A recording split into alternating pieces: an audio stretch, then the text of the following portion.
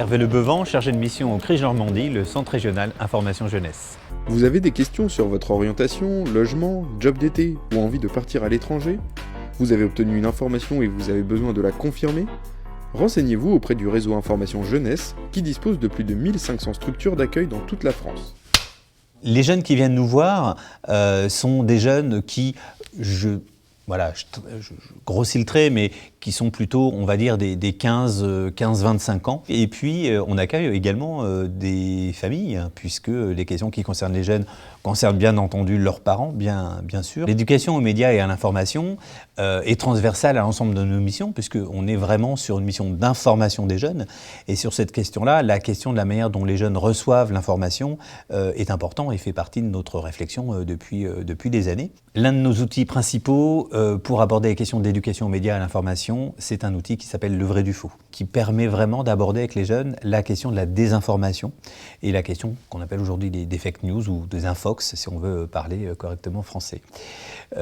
Cet outil est un outil qui finalement est assez simple dans sa prise en main, puisqu'il s'agit finalement d'un journal, d'un vrai-faux journal qu'on demande aux jeunes de parcourir, et vrai-faux journal dans lequel on va retrouver des informations soit sous forme d'articles, soit sous forme de tweets par exemple, également sous forme de vidéos, mais également de publications qu'on peut retrouver sur les réseaux sociaux. On va retrouver systématiquement des photos, des images sur lesquelles on va accoler une légende, quelque chose qui marche assez bien, c'est-à-dire des policiers qui sont dans une situation sur une photo qui sont manifestement braqués par des jeunes sur un scooter.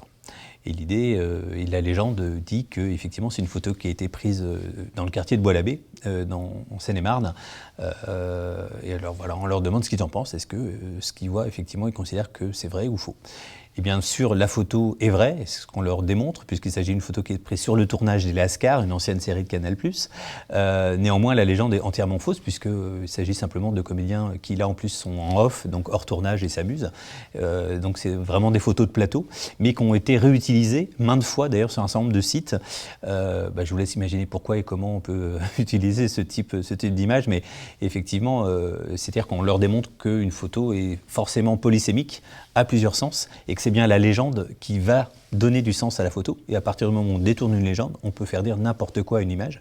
Donc une image en soi ne représente pas forcément une réalité, ou en tout cas peut avoir plusieurs réalités. Et c'est bien ça qu'on veut leur faire toucher du doigt, par exemple. Finalement, l'animation consiste à la fois au débriefing de l'ensemble finalement de ce que les jeunes auront vu sur ce support, et puis qui permet aussi d'aborder la manière dont on peut vérifier une information, ça c'est un élément important, et puis de connaître un certain nombre de mécanismes de désinformation qui permettent aux jeunes de décoder finalement la manière dont est fabriquée en soi une information. Alors on a un deuxième outil qui nous permet d'aborder des questions liées à l'éducation aux médias et à l'information auprès des jeunes, qui est un outil assez récent. On l'a intitulé « Ceci n'est pas un cahier de vacances », mais en tout cas c'est un cahier qui prend la forme d'un cahier de vacances, mais qui peut être utilisé en dehors des vacances bien entendu, et qui peut être accompagné par les professionnels. Mais cet outil-là permet finalement d'amener les jeunes à avoir une culture numérique, c'est-à-dire de se poser des bonnes questions sur comment fonctionne l'économie des médias numériques, par exemple.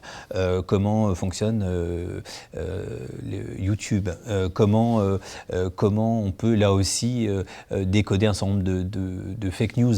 Voilà, donc une série de questionnements comme ça qui font partie aujourd'hui, en tout cas nous semble important pour accompagner les jeunes et les aider justement à se sentir plus à l'aise sur le net et mieux comprendre aussi comment fonctionne l'économie du net.